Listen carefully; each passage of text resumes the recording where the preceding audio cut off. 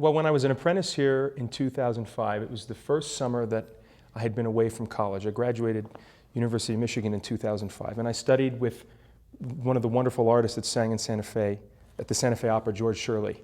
And I came here right after I graduated, and I had a really terrific summer as an apprentice here. It was an eye-opening summer for me. I got to work with some really terrific performers and witness their grandeur as singers. And I subsequently went to the Academy of Vocal Arts in Philadelphia and studied there for 4 years. And while I was there, I won the Metropolitan Opera competition in 2007. And I've been going from there since then. I made my debut at La Scala in 2008 as Rinuccio and Gianni Schicchi.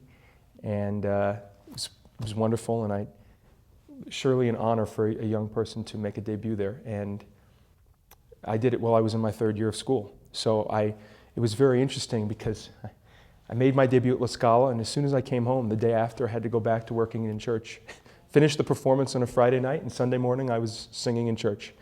I have performed Alfredo a number of times.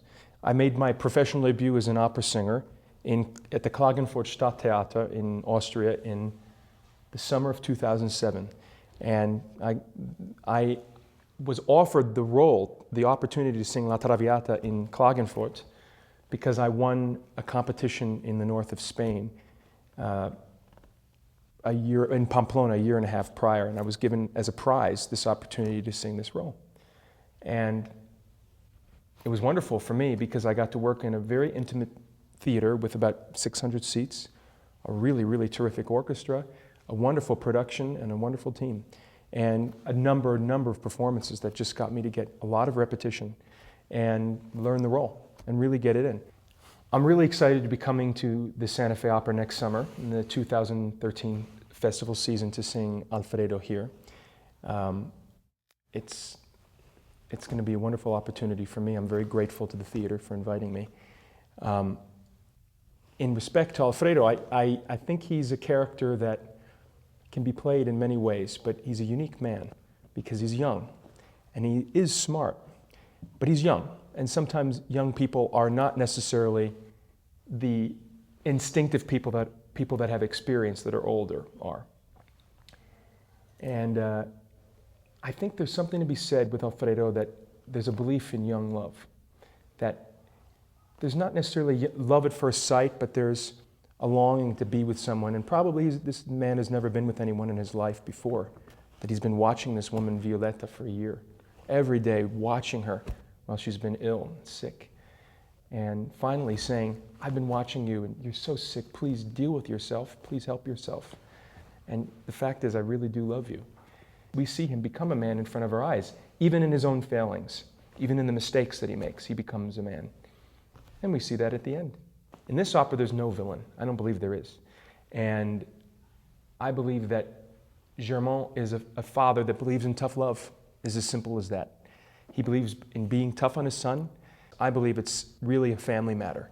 I believe it's truly that his daughter is getting married, and there can't be the stain of a person from a different class, a different type of woman, as part of the family.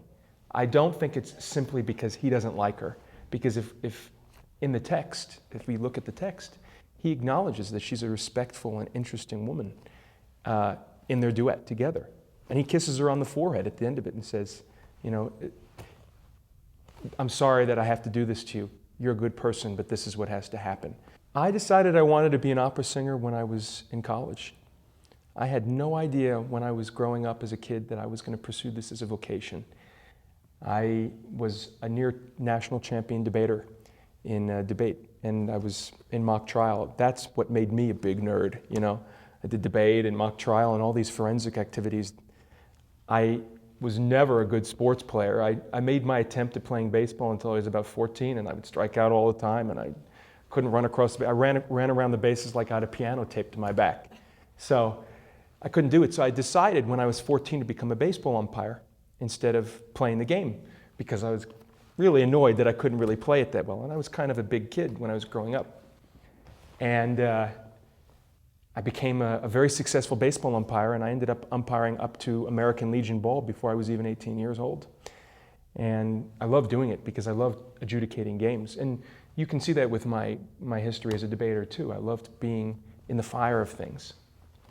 I'm a singer because I feel a great responsibility to communicate art to a very big public and to a wide audience, a much wider audience than we see just in maybe at the Santa Fe Opera.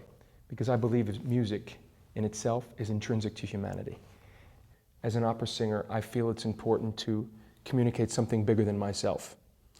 That music is bigger than just me, and singing music is bigger than me. It's something that's global, and it's something that it's important.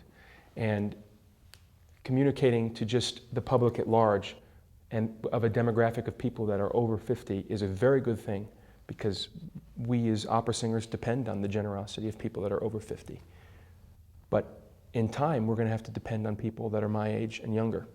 And so I feel it my explicit obligation, and I think it should be the obligation of many wonderful young singers, to reach out to people that are young, get into classrooms, get into schools, give people the devices and the tools necessary to make art something viable in education. Not just will kids be able to graduate because they're studying music or studying dance. They'll be given a greater appreciation of music and dance and of all these specific arts that we pursue. When I was asked, I think it was about 2 years ago initially, about the opportunity to come back to Santa Fe, I started jumping up and down, because if anyone has been to Santa Fe, they know how special a place Santa Fe is. You know, living on the East Coast, when it's night, you can't see the stars. In Santa Fe, you go out into the parking lot, when the lights in the parking lot turn out, you can see every star in the solar system, or you can see as far as the eye can see. And that alone makes this place special and magnificent. The campus, the campus of the Santa Fe Opera is something that there isn't really anywhere else. And there's a divine need to make beautiful music here. And there's the staff and the people that work at this company are terrific. And I can't wait to be back here. I can't wait.